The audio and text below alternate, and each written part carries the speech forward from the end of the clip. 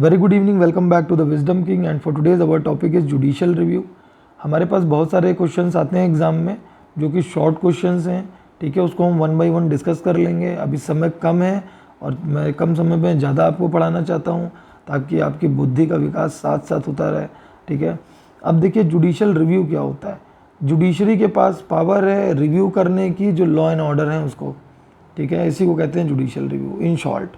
अब देखिए थोड़ा सा इसको कहानी के तौर पे अगर बना के देखा जाए तो जुडिशियल रिव्यू रेफ़र करता है, मतलब एक पावर है जुडिशरी की, ठीक है, जो रिव्यू करती है, डिटरमाइन करती है, वैलिडिटी को चेक करती है जो लॉ एंड ऑर्डर है उसकी, ठीक है। तो जुडिशियल रिव्यू क्या है? एक पावर है जुडिशरी की। क्या पावर है? रिव्यू करने की और सुनिश्चित करने की कि जो लॉ एंड ऑर्डर बना हुआ है वो कितना वैलिड है, उसकी वैलिडिटी को चेक करने के लिए जुडिशियल रिव्यू होता है बच्चों। इसके बाद देखिए जुडिशियल रिव्यू को हम अलग तरीके से अगर डिफाइन करें तो मैंने आपको बताया था कि जो जुडिशरी होती है, जो गवर्नमेंट है सॉरी, तो गवर्नमेंट के तीन ब्रांचेज हैं, तीन तरीके से। क्या ब्रांचेज हैं? एक है बच्चों एग्जीक्यूटिव, एक है लेजिस्लेटिव और एक है जुडिशरी खुद। ये तीन ब्रांचेज हैं, ठीक है, गवर्नमेंट की। एक कानून बनाएगी, एक उसको लागू करेगी और एक उसका इंटरप्रिटेशन करेगी, ठीक। तो जो कानून बना रही है और जो कानून को एग्जीक्यूट कर रही है, ठीक है, तो कानून में क्योंकि सुप्रीम कोर्ट का मानना है, उसका कहना है कि गलती तो किसी से भी हो सकती है, लॉ बनाते समय भी गलती हो सकती है और लॉ को एग्जीक्यूट कराते समय भी हो सकता है कि गलत चीज़ों को अडॉप्ट कर लिया गया हो, ठीक है। तो जुडिशरी कहती है भैया हमारे पास एक पावर है जिसका नाम है जुडिशियल रिव्यू। हम उसमें परखेंगे उसको कि भैया जो तुमने लॉ बनाया है वो सोसाइटी के लिए ठीक है या नहीं ठीक है, ठीक है। तो हम जो है उसका रिव्यू करेंगे अगर कभी ज़रूरत पड़ी तो, ठीक है। तो जुडिशरी किसी भी मुद्दे को उठा के उसका रिव्यू ले सकती है। इसी जुडिशरी की पावर को हम जुडिशियल रिव्यू कहते हैं, ठीक है। वैसे तो principle of separation of power कहता है कि जो एग्जीक्यूटिव है और जो लेजिस्लेटिव है और जो जुडिशरी है, ये तीनों अपना अपना क्षेत्र में अपना अपना काम करें, कोई किसी के क्षेत्राधिकार में ना जाए। लेकिन जुडिशरी के पास पावर है, क्या पावर है? रिव्यू की, किसी भी एक्शंस के रिगार्डिंग। ये जो टू ब्रांचेस है ना, कौन सी? लेजिस्लेटिव और एग्जीक्यूटिव, इन दो ब्रांचों में रिव्यू करने की पावर है, उसके एक्शंस को रिव्यू कर सकती है। इसी को हम जुडिशियल रिव्यू कहते हैं, ठीक। इन सिंपल मैं कहूँ तो कानून बनाने वाला और कानून एग्जीक्यूट करने वाला, इन दोनों को, जो कानून बन के आएगा, ये दोनों जो कानून बनाएंगे, उस कानून में अगर कोई ऐसी समस्या है जिसकी वजह से कॉन्स्टिट्यूशन के बेसिक स्ट्रक्चर, कॉन्स्टिट्यूशन के ऊपर कोई बात आ रही है, ठीक है, समाज में कोई ऐसी चीज़ें फैल रही हैं जिससे समस्याएं बन रही हैं, तो जुडिशरी के पास पावर है, उसको जुडिशियल रिव्यू लेके एक बार चेक कर सकती है कि क्यों प्रॉब्लम अराइज हो रही हैं। और इसके पास बहुत पावर है जुडिशरी के पास, ये चाहे तो उसे निरस्त भी कर सकती है, ठीक है। तो इसी पावर को हम कहते हैं जुडिशियल रिव्यू। अब देखिए बच्चों इसकी नीड क्यों है? तो नीड इसलिए भैया कि फंडामेंटल राइट के प्रोटेक्शन की गारंटी देता है, ठीक है। जो जुडिशरी है वो आपके फंडामेंटल राइट की प्रोटेक्शन की गारंटी देता है, ठीक है। तो आपके फंडामेंटल राइट्स कहीं इफेक्ट ना हो किसी पॉलिसी की वजह से, उसको इंश्योर करना है, ठीक। ये प्रिजर्व करना है, जो कॉन्स्टिट्यूशन के जो बेसिक स्ट्रक्चर है उसको क्या करना है? प्रिजर्व करना है। फेडरल फीचर को बना के रखना है, ठीक है। कहीं ऐसा ना हो कि यूनियन के पास ज़्यादा पावर हो जाए, कुछ भी लागू हो रहा है स्टेट्स के लिए, ठीक है, कोई भी प्रावधान बन रहा है तो नहीं भैया नहीं बन सकता। जुडिशरी ने उसका जिम्मा ले रखा है, ठीक है। कॉन्स्टिट्यूशन ऑफ इंडिया जो बुक है पूरे भारत को गवर्न कैसे करना है वो ये बताती है, और वो कॉन्स्टिट्यूशन ऑफ जो इंडिया की बुक है उसका इंटरप्रिटेशन का काम जुडिशरी का है। तो जुडिशरी कभी भी कोई काम इलीगल नहीं होने देगी, ठीक है। To abolish misuse of powers, कोई भी अगर अपनी पावर का गलत इस्तेमाल कर रहा है तो उस केस में भी जो जुडिशियल रिव्यूज़ की आवश्यकता पड़ती है ताकि जो है लोग अपनी पावर का गलत इस्तेमाल ना करें। और कॉन्स्टिट्यूशन की सुप्रीमेसी को बनाए रखने के लिए कॉन्स्टिट्यूशन ऑफ इंडिया, यानी कि जो हमारे भारत का जो संविधान है, उसकी मर्यादा गरिमा को बनाए रखने के लिए कसम खाई है जुडिशरी ने, तो वो उसके साथ अन्याय नहीं होने देगी। ठीक है, आई होप आपको इसका समझ में आ गया होगा कि जुडिशियल रिव्यू क्यों लेती है। ठीक है, जो जुडिशरी है उसको जुडिशियल रिव्यू लेने की क्या रिक्वायरमेंट है। उसके बाद देखिए जुडिशियल रिव्यू कितने तरीके से होता है। ठीक है, तो देखो जुडिशियल रिव्यू एक तो लेजिस्लेटिव एक्शंस पे हो सकता है, दूसरा एडमिनिस्ट्रेटिव एक्शंस पे हो सकता है, और तीसरा देखिए जुडिशियल डिसीजंस पे भी होता है। यानी अगर किसी कोर्ट ने या सबऑर्डिनेट कोर्ट्स ने कोई गलत डिसीजन दे दिया है किसी मुद्दे में जो उनके हिसाब से सही लग रहा है बट अनकॉन्स्टिट्यूशनल है। ठीक है, क्योंकि बहुत सारे केसेस सुओ मोटो होते हैं, यानी कि सुओ मोटो का मतलब जुडिशरी अपने से निर्णय ले लेती है कभी कभी। ठीक है, अब मान लो कभी कोई निर्णय ऐसा हो गया जो कि अनकॉन्स्टिट्यूशनल हुआ, तो उस केस में जुडिशरी के पास पावर है कि वो क्या कर सकती है, वो जुडिशियल रिव्यू ले सकती है। तो इसी पावर को बच्चों क्या कहते हैं, जुडिशियल रिव्यू कहते हैं। आई होप आपको समझ में आ गया होगा। ठीक है, अब आगे बढ़ते हैं। अब देखिए जुडिशियल एक्टिविज़म क्या है। देखिए जुडिशियल एक्टिविज़म जो है इसका जो ओरिजिनेटेड है जहाँ से, वो यूनाइटेड स्टेट्स ऑफ अमेरिका है। ठीक है, यूएस से इसको लिया गया है 1947 के लगभग। ठीक है, और ये उस समय से इंडिया में इमरजेंसी टाइम पे यूज़ किया जाता है। ठीक है, जुडिशियल एक्टिविज़म है क्या, एक्चुअली इसका कॉन्सेप्ट क्या है। जुडिशियल एक्टिविज़म कहता है कि हमने कसम खाई है कि हम लोगों के अधिकारों की सुरक्षा करेंगे। ठीक है, जो हमारे देश के नागरिक हैं, जो हमारे देश के सिटीजन्स हैं, ठीक है, उनको हम ये उनके लिए जो है हम उनके अधिकारों की रक्षा करेंगे। ठीक है, और प्रिजर्व करेंगे कॉन्स्टिट्यूशनल और लीगल सिस्टम को। ठीक है, यानी जो भारत का संविधान है, जिसके अनुसार संविधान चलना है। ठीक है, जो भारत का संविधान लोगों को उनके अधिकार देता है, उसकी हम सुरक्षा करेंगे। इसी पावर को जुडिशरी की कहते हैं जुडिशियल एक्टिविज़म। अंग्रेजी में अगर पढ़ें तो कहता है the judiciary plays an important role in upholding and promoting the rights of citizen. जो सिटीजन्स हैं उनके राइट्स को प्रमोट करने की चूँकि गारंटी है, अपहोल्ड करना उसको, ठीक है, बनाए रखना। तो ये एक्टिव रोल है जुडिशरी का कि अपहोल्ड करे सिटीजन्स के राइट को, प्रिजर्व करे कॉन्स्टिट्यूशन को और लीगल सिस्टम को कंट्री के अंदर। इसी को हम जुडिशियल एक्टिविज़म कहते हैं। ठीक है, अब ये एक ब्लैक्स लॉ है। ब्लैक्स लॉ डिक्शनरी ने डिफ़ाइन किया है कि जो जुडिशरी है वो एक फ़िलॉसफी है। ठीक है, जो जुडिशियल एक्टिविज़म है वो एक फ़िलॉसफी है, जुडिशियल फ़िलॉसफी।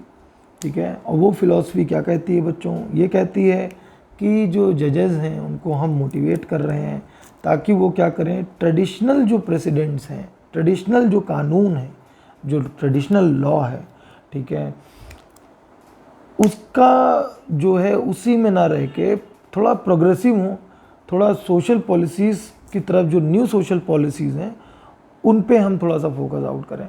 ठीक है, अब पहले के जो प्रेसिडेंट्स हैं, जो पहले के लिखित कानून हैं, ठीक है, जो पहले के लॉज हैं, अब टाइम पे क्या हो गए हैं, वो पुराने होते जा रहे हैं। ठीक है, तो अब हमें ज़रूरत है नए कानून की, नए तरीके से कानून को डील करने की। ठीक है, जैसे आपने देखा होगा पहले जो स्कैम होते थे, ठीक है, वो बहुत छोटे किस्म के थे। आजकल देखिए ऑनलाइन स्कैम चल रहा है। तो जैसे जैसे जनता जागरूक हो रही है वैसे वैसे जो है स्कैम करने वाले जागरूक हो रहे हैं। ठीक है, तो वैसे ही जो जुडिशरी है उसको भी थोड़ा अपग्रेड होना चाहिए कि मतलब जो पुराने प्रेसिडेंट्स हैं, जो पुराने कानून हैं, उसके साथ साथ जो नए कानून आ रहे हैं उसको थोड़ा सा एक डिसीज़न चाहिए, एक अच्छा जो है एक डिसीज़न चाहिए। ठीक है, एक प्रोग्रेसिव टाइप का, जो सोशल पॉलिसीज़ हैं उसमें थोड़ा प्रोग्रेसिव होना चाहिए। ठीक है, तो कई सारे डिसीजंस जो हैं वो प्रैक्टिकली अगर देखा जाए तो बहुत ज़्यादा अपग्रेडेशन आया है चीज़ों में। ठीक है, तो यही ब्लैक्स लॉ बताता है। ठीक है, कि ये फ़िलॉसफी है जो जजेस को मोटिवेट करती है कि थोड़ा सा ट्रेडिशनल से दूर हट के सोसाइटी के लिए और लोगों के लिए थोड़ा सा प्रोग्रेसिव एक्शंस को लिया जाए। ठीक है, अब मेथड्स ऑफ देखिए, मेथड्स ऑफ जो जुडिशियल एक्टिविज़म है वो क्या है। जो मेथड है वो आप पब्लिक इंटरेस्ट लिटिगेशन करके, जुडिशियल रिव्यू करके, कॉन्स्टिट्यूशनल इंटरप्रिटेशन करके और सुपरवाइजरी पावर के थ्रू जुडिशियल एक्टिविज़म को हम जुडिशरी परफॉर्म करती है। ठीक है, अगर कोई पब्लिक इंटरेस्ट लिटिगेशन ले आए समाज के हित के लिए, यानी जनहित की याचिका दायर कर दे, तो ये चूँकि जन के हित के लिए, तो वो भी आपका जुडिशियल एक्टिविज़म हो गया। जुडिशियल रिव्यू भी जुडिशियल एक्टिविज़म का ही एक पार्ट हो गया। कॉन्स्टिट्यूशनल इंटरप्रिटेशन तो जुडिशरी का ही काम है, तो ये भी जुडिशियल एक्टिविज़म में आ गया। और सुप्रीमेसी या सुपरवाइजरी पावर जो है, जो कि आपके दो पिलर आपको बताए मैंने, लेजिस्लेटिव और एग्जीक्यूटिव। ठीक है, ये कोई ऐसा लॉ ना बनाए जो समाज के लिए खतरा पैदा कर दे या पॉलिटिकल फेवर में ज़्यादा हो और नागरिकों के हित में कम हो, तो ऐसी चीज़ों की भी रक्षा करने की जिम्मेदारी जुडिशरी की है। ठीक है, तो जुडिशियल एक्टिविज़म जो है उसके थ्रू जो है, मतलब जो जुडिशियल एक्टिविज़म की जो फिलॉसफी है उसके थ्रू क्या करता है, जुडिशरी क्या करेगा कि जो लोग हैं उनके हितों की रक्षा, ठीक है, उनके जो कर्तव्य हैं उनकी रक्षा करना, जो कॉन्स्टिट्यूशन है उसकी रक्षा करना, ठीक है, जो कॉन्स्टिट्यूशनल इंटरप्रिटेशन है वो करना, ये सब अपने आप में जुडिशियल एक्टिविज़म के दायरे हैं, क्षेत्र हैं। ठीक है, मतलब जुडिशरी एक्टिव है, आप ये कह सकते हैं judiciary is active, so judicial activism. ठीक है, जुडिशरी इज़ एक्टिव। ठीक है, ऐसा नहीं कि तुम कोई नया केस लाओगे तो सॉल्व नहीं कर पाएगी। ठीक है, सारे हथकंडे हैं उनके पास। ठीक, अब देखिए जुडिशियल रिस्ट्रेंट क्या होता है। ठीक है, ये जस्ट अपोजिट होता है जुडिशियल जो एक्टिविज़म है इसका जस्ट अपोजिट है। ठीक है, यानी कि एक अगर जो है कहता है गुड, एक है बैड, जैसे ये दोनों अलग अलग हैं, वैसे ही जुडिशियल एक्टिविज़म और जुडिशियल रिस्ट्रेंट है। ठीक है, जुडिशियल रिस्ट्रेंट अपोजिट कैसे हो जाता है कि जुडिशरी जो बहुत बढ़ चढ़ के जैसे कभी कभी हिस्सा ले रही होती है, ठीक है, समाज को प्रायोरिटी पे रख के चूँकि काम करती है जुडिशरी। ठीक है, तो कभी कभी क्या हो जाता है कि इतनी इनकरेज हो जाती है जुडिशरी या जजेस इतने इनकरेज रहते हैं, ठीक है, कि उनको ये बताना पड़ता है कि भैया आपका काम है इंटरप्रेट करने का। ठीक है, आपका काम इंटरवीन करना नहीं है किसी भी पॉलिसीज़ मेकिंग में। तो जो लेजिस्लेचर है उसका काम उसको करने दीजिए, जो लेजिस्लेटिव है उसका काम उसको करने दीजिए, जो एग्जीक्यूटिव है उसका काम उसको करने दीजिए, और आप अपना काम करिए। आपका काम है इंटरप्रिटेशन का, तो आप इंटरप्रिटेशन करिए। आप कॉन्स्टिट्यूशन के अकॉर्डिंग चीज़ों को आप चेंज कर सकते हैं। ठीक है, लेकिन अनकॉन्स्टिट्यूशनल या इलीगल तरीके से जुडिशरी भी नहीं जा सकती, तो वो रिस्ट्रेंट है अपनी पावर्स में। ठीक है, समझ में आया, लिमिट है। ठीक है, कि वो भी अपना काम कॉन्स्टिट्यूशन के अंदर ही रह के कर सकती है। ठीक है, किसी कॉन्स्टिट्यूशन में अगर ये है कि भाई सेपरेशन ऑफ पावर है और आप अपने क्षेत्र में रहिए, ठीक है, और दूसरा आदमी अपने क्षेत्र में है, ठीक है, अब आप अपने क्षेत्र से उठ के उसके क्षेत्र में जाके चीज़ों को अगर चेंज करेंगे तो वो काम सही नहीं है। ठीक है, तो इसी को हम जुडिशियल रिस्ट्रेंट कहते हैं। आइए इसके अकॉर्डिंग समझ लेते हैं ये क्या कह रहा है। यही कह रहा है, बस इंग्लिश में कह रहा है। Judicial restraint is just opposite to judicial activism. Judicial restraint is a theory of judicial interpretation that encourages judges to limit the exercise of their own power.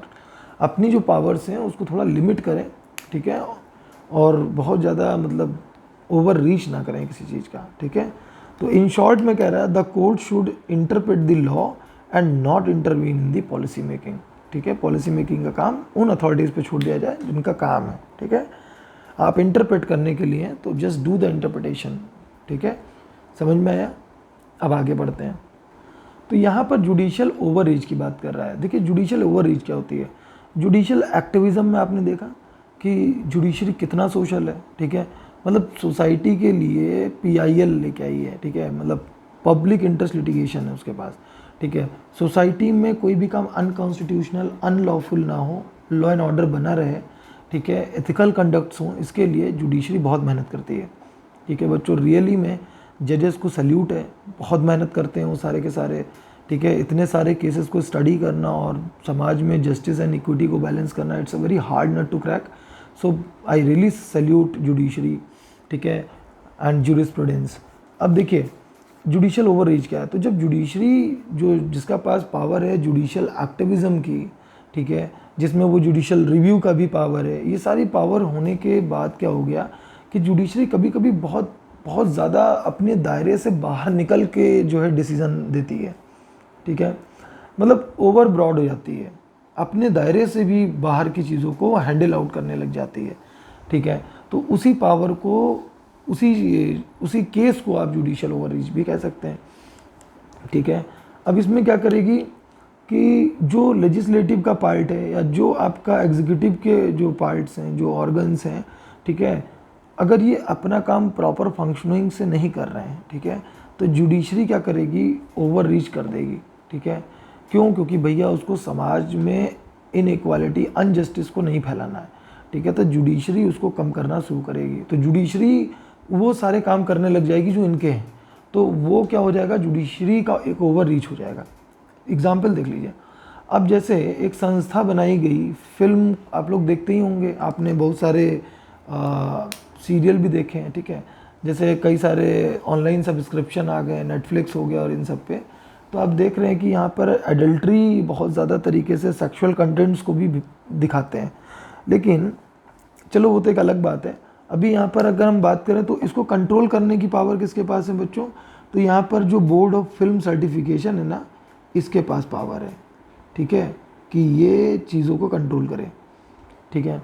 लेकिन अब देखिए जॉली एलएलबी पार्ट 2 जब movie आई, ठीक है, तो इसकी censorship जानते हैं होती है, उसको क्रिटिसाइज मतलब चीज़ों को चेकआउट करना, ठीक है, और रिमूव कर देना इलीगल पार्ट्स को, इसको कहते हैं सेंसरशिप। तो जो जॉली एलएलबी की जो मूवी आई थी, जॉली एलएलबी 2, इसमें जज को और जो जुडिशरी है उसको इतना ज़्यादा दिखा दिया गया, इस तरीके से प्रेजेंट किया गया कि किसी को गलत लग गया होगा। उसने कहा कि भाई हमारे प्रोफेशन को तो इन्होंने मजाक बना दिया, ठीक है, तो जज साहब कुछ करिए भाई, ऐसे नहीं काम चलेगा, कुछ करिए, ये फिल्म वाले ना अपनी मनमानी कर रहे हैं, आप कुछ करिए, ठीक है। तो किसी ने पिटीशन डाल दी। अब उस पिटीशन पे क्या हुआ? अब जुडिशरी ने उसको अपना ओवररीच कर दिया। उस पर क्या किया? उसने अपनी कमेटी बनाई और कमेटी बनाने के बाद सेंसरशिप कर दी कि भैया तुम अब सेंसरशिप करो, इसमें से जो भी इलीगल चीज़ें उसको उठाओ, ठीक है। जबकि ये काम किसका है? बोर्ड ऑफ फिल्म सर्टिफिकेशन का है, जिसके पास ऑलरेडी पावर है, ये जो रिमूव करते हैं इलीगल कंटेंट, इसकी पावर है। लेकिन उसके बावजूद जुडिशरी ने इसमें घुस के, ठीक है, इसका काम भी कर दिया, समझ रहे हैं? तो वही चीज़ है, तो इसी को ये ओवररीच हो गई उसकी, ठीक है, जहाँ तक पहुँच नहीं है वहाँ तक पहुँच गया। उसके बाद देखिए उसी के साथ एक केस आता है लिकर वाला। आप लोगों ने सुना होगा, हाईवे पे 500 जो लगभग 500 मीटर का दायरा है, ठीक है, उसमें शराब बेचना इलीगल है। तो कोई भी अगर रिटेल शॉप, रेस्टोरेंट, बार में अगर दारू बेचते हुए पकड़ लिया गया तो उसके अगेंस्ट में एक्शन हो जाएगा, ठीक है। तो हालांकि ऐसा कोई केस नहीं मिला कि जिसमें ये चीज़ आए कि जो है कि हाईवे पे मैक्सिमम एक्सीडेंट इसीलिए होते हैं कि लोग दारू पीते हैं, ठीक है, ऐसा कुछ नहीं है। लेकिन फिर भी सुप्रीम कोर्ट ने उसे बैन कर दिया, समझ लीजिए, ठीक है। तो इतना सामाजिक है, इतना ज़्यादा सामाजिक है कि जहाँ पर समाज के हित की बात आती है वहाँ पर ये भैया अपना डिसीज़न भैया ले लेता है, ठीक है। अब इसके आगे मैं और कुछ नहीं कह सकता, भैया सुप्रीम कोर्ट है भैया, उसमें कुछ कहा नहीं आ सकता, ठीक है, उनकी पावर है। अब देखिए एग्जाम्पल 3 देख लीजिए, यहाँ पर क्या हुआ? यहाँ पर इम्पोजिशन हुआ जो पैट्रियोटिज़म है नेशनल एंथम केस में। इसमें क्या हुआ बच्चों? सुप्रीम कोर्ट ने जजमेंट दिया 2016 में। जजमेंट जो था, मतलब जो केस चला था, वो किसके बीच में? श्याम नारायण चौकसी versus union of India, case का नाम है श्याम नारायण चौकसी वर्सेस यूनियन ऑफ इंडिया। इसमें क्या कर दिया? इस केस में भाई साहब सुप्रीम कोर्ट ने क्या किया? कह दिया कि जो है जब फिल्म स्टार्ट होगी तो नेशनल एंथम बजेगा और नेशनल एंथम की जो रिस्पेक्ट है वो सभी को करनी है। और आप एक चीज़ जान लीजिए कि अगर आप नेशनल एंथम में नहीं खड़े होते हैं सिनेमा हॉल में और नेशनल एंथम प्ले हो रहा है और वो किसी स्क्रिप्ट का पार्ट नहीं है और फर्स्ट टाइम पे जो प्ले होता है नेशनल एंथम वो है, तो आप खड़े हो जाइएगा, बिकॉज आप एक नेशनल इंडिया की जो है आप क्या कर रहे हैं, क्योंकि आप बीइंग अ सिटीज़न, आप कहीं पर भी अगर सिटीज़न ऑफ इंडिया आप जाते हैं तो आप रिप्रेजेंट करते हैं इंडिया को, ठीक है। तो इसी कॉन्सेप्ट को लेकर जो सुप्रीम कोर्ट है उसने बोला कि सभी को भारत के नेशनल एंथम की रिस्पेक्ट करनी चाहिए और जो नेशनल फ्लैग है उसकी रिस्पेक्ट करनी चाहिए, ठीक है। तो सिनेमा हॉल के डोर क्लोज़ होंगे जब नेशनल एंथम बजेगा, चाहे उसका एंट्री गेट हो चाहे एग्ज़िट गेट हो, और जब नेशनल एंथम ख़त्म हो जाएगा तो वो आप अपना नेशनल जो गेट है एंट्री एग्ज़िट वो आप खोल सकते हैं। और उस दौरान सभी का खड़े रहना ज़रूरी है, अनिवार्य है, ठीक है। अगर आप खड़े नहीं होते हैं तो लीगल एक्शन प्रोसीडिंग्स होंगी आपके अगेंस्ट में, ठीक है। तो ये है एग्जाम्पल्स, 3 एग्जाम्पल्स मैंने आपको दिए ओवर रीच को समझाने के लिए, ठीक है। अब ये काम क्या जुडिशरी का था? ये काम जुडिशरी का था? नहीं, लेकिन जुडिशरी ने बीइंग जो पैट्रियोटिज्म है उसको दिखाने के लिए, शो करने के लिए ये रूल लिया है, ठीक। तो ये हो गया जुडिशियल ओवर रीच। जब पूछा जाए एग्जाम में ऐसे ही लिख देना। उसके बाद हम लोग सोशल एक्शन लिटिगेशन, SAL और PIL, ये दोनों एक ही चीज़ है। वैसे PIL थोड़ा फेमस है, ठीक है, तो PIL ही पूछा जाता है। अगर SAL आ जाए तो सोशल एक्शन लिटिगेशन होता है, याद रखना। हो सकता है एग्जामिनर घुमाने के लिए SAL दे दे, ठीक है, और अब तुम कहो कि भैया हमने तो PIL पढ़ा है साहब, PIL पूछो, तो ऐसा कुछ नहीं है, यही बताना पड़ेगा, ठीक है। अब PIL देखिए कहाँ से बोरो किया गया है, ये अमेरिकन ज्यूरिस्प्रूडेंस से लिया गया है, ठीक है। ज्यूरिस मतलब कि जो लॉ है, और प्रूडेंस यानी उसकी नॉलेज। तो जो ज्यूरिस्प्रूडेंस होते हैं वो क्या करते हैं, लॉ की नॉलेज को रखते हैं, ठीक है। अब अमेरिकन ज्यूरिस्प्रूडेंस से लिया गया है। अच्छा, वहाँ पर ये क्यों इस्तेमाल हो रहा था? वहाँ पर जैसे अमेरिका में क्या होता है कि जैसे अनरिप्रेजेंटेड लोग हैं कुछ, जैसे पुअर लोग हैं, या रेशियल माइनॉरिटीज़ हैं, ठीक है, अनऑर्गेनाइज्ड कस्टमर्स हैं, सिटीजन्स हैं वहाँ के जो इन्वायरमेंट के लिए सोच रहे हैं। तो इस तरीके से इनकी सुनवाई के लिए, इनको रिप्रेजेंटेशन देने के लिए जो अमेरिका है वहाँ पर चलता था, ठीक है। ये तो मैंने आपको ऐसे ही बताया, ठीक है, इसको लिखें ना लिखें वो बात नहीं है। लेकिन हम PIL इंडिया में क्यों इस्तेमाल होता है वो बता देता हूँ। इंडिया में लाने वाला जो पहला आदमी है आपका, वो 1984 में जो PN भागवती जी हैं उन्होंने PIL को स्टार्ट कराया था। PIL का मतलब होता है आपका पब्लिक इंटरेस्ट लिटिगेशन, यानी जनहित की याचिका। अगर आपकी कोई याचिका ऐसी है जो जनता के हित के लिए है, ठीक है, जैसे आप टेररिज्म पे कोई बात करना चाहते हैं, आप पोल्यूशन रिडक्शन पे कोई बात करना चाहते हैं, आप रोड सेफ्टी के लिए कोई काम करना चाहते हैं, तो इसके लिए आप PIL दायर कर सकते हैं, ठीक है। अब जैसे कि कोई काम ऐसा है, जैसे रोड कंस्ट्रक्शन नहीं सही हो रहा है, आप देख रहे हैं कि वहाँ पर लोग जा रहे हैं, गड्ढा है, सबकी गाड़ियाँ गिरी जा रही हैं, और आपको लग रहा है कि नहीं एक सामाजिक समस्या बन चुकी है, तो उस केस में आप PIL दायर कर सकते हैं, ठीक है। तो ये एक तरीके से लोगों के हितों की जो रक्षा है, जो पब्लिक का इंटरेस्ट है उसकी सुरक्षा के लिए आप PIL दायर कर सकते हैं, जिसको हम पब्लिक इंटरेस्ट लिटिगेशन के नाम से जानते हैं, ठीक है। और इसमें जो भी मैटर है वो मैंने आपको बता दिए। इस तरीके से मिलते जुलते जो भी मैटर हो, म्यूनसिपैलिटी का कोई मैटर हो जिसकी वजह से कोई समस्या आ रही हो, ठीक है, उसको लेके आप PIL दायर कर सकते हैं। तो इस तरीके से कोई भी ऐसा मैटर है जिसमें आप पब्लिक के हित की बात करते हैं, ठीक है, और कोई ऐसी चीज़ है जो जैसे मान लीजिए आपके एरिया में कोई कंपनी खुल गई और वो कंपनी क्या कर रही है, वाटर रिसोर्सेज का इस्तेमाल करती है और बाद में उसका गंदा पानी जो है उसको कहीं पर ऐसी जगह पर फेंक दे रही है जहाँ से पीने का पानी ख़राब हो रहा है, ठीक है। तो उसके लिए आप PIL दायर कर सकते हैं, ठीक है। तो PIL दायर करेंगे, उसके बाद सारा काम होगा, ठीक है। तो जहाँ पर जनता के हितों की बात आएगी वहाँ पर PIL दायर कर सकते हैं। अब PIL चूँकि लोगों ने मजाक बना लिया PIL का एक समय, कि जो है किसी भी छोटे मोटे केसेस पे PIL लेके आ जाते थे।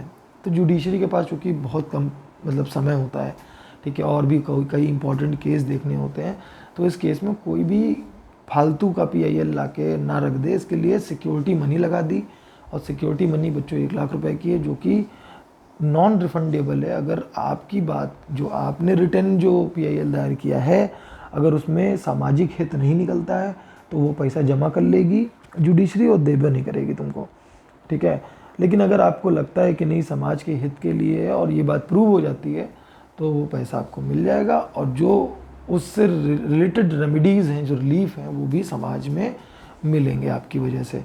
तो PIL बहुत अच्छी चीज़ है, ठीक है। एक पावर है जनता के पास कि अगर कोई भी जनता के हित में मतलब हित का अहित कर रही है तो जनता PIL दायर कर सकती है, ठीक है। लेकिन वो जनता के हितों में होना चाहिए, खाली एक आदमी के लिए इंडिविजुअली नहीं होना चाहिए, पूरे के पूरे समाज के लिए होना चाहिए, ठीक है बच्चों। तो ये पब्लिक इंटरेस्ट लिटिगेशन कहलाता है, ठीक है। इसके प्रोसीजर क्या है, PIL आप मतलब किन तरीक़ों से ला सकते हैं, या ये जो PIL है ये कौन कहाँ से आता है, तो इसको आप सुप्रीम कोर्ट में अंडर आर्टिकल 32 हो गया, ठीक है, हाई कोर्ट में अंडर आर्टिकल 226 हो गया, और under section 133 of the CRPC criminal जो प्रोसीजर एक्ट है उसके तहत जो है कोर्ट ऑफ मजिस्ट्रेट में आप इसको PIL दायर कर सकते हैं, ठीक है। तो आई होप कि आपको कॉन्सेप्ट क्लियर हुआ होगा। अब आप आराम से एग्ज़ाम कॉपी में लिखिएगा, ठीक है, और अच्छे नंबर से पास होइए, ठीक है। Thank you very much. और वीडियो अच्छा लगा हो तो लाइक और सब्सक्राइब करना मत भूलिएगा। बहुत सारे बच्चे वीडियो से पढ़ते हैं लेकिन वो सब्सक्राइब नहीं किए हुए हैं, ठीक है।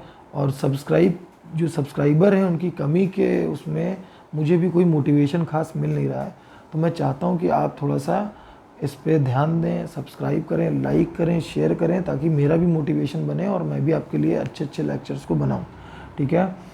मुझे लगता है कि नोट्स के साथ जो मैं आपको पढ़ा रहा हूँ वो ज़्यादा इफ़ेक्टिव है, आप चीज़ों को देख भी लेते हैं, नोट्स भी आपके पास होते हैं, ठीक है। बोर्ड बैनर सब है, लेकिन जो है मैं बोर्ड पे उतना ज़्यादा इफ़ेक्टिव मुझे लगता नहीं है, इसलिए मैं बनाता नहीं हूँ, ठीक है। हालांकि मैं आपको ऑनलाइन दिखा सकता हूँ दैट ये देखिए बोर्ड वगैरह सब लगा हुआ है, ठीक है, सब कुछ है, but I don't think so कि ये उतना मुझे सही लग रहा है, बट मेरे हिसाब से मुझे यही ठीक लगता है, ठीक है। Thank you very much students. और 26 मिनट 50 सेकेंड पे मैंने ख़त्म कर दिया है, ठीक है। मिलते हैं फिर।